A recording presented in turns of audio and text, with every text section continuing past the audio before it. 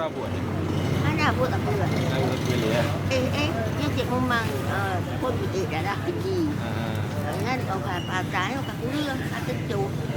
Ini mesti memang Puasa ya. pasal juga ada buat tak pula dia ya. Ingat selama puasa penuh nggak kan dengan bantuan ibu? Nya berapa merokok? Kita Kena gaya gembira.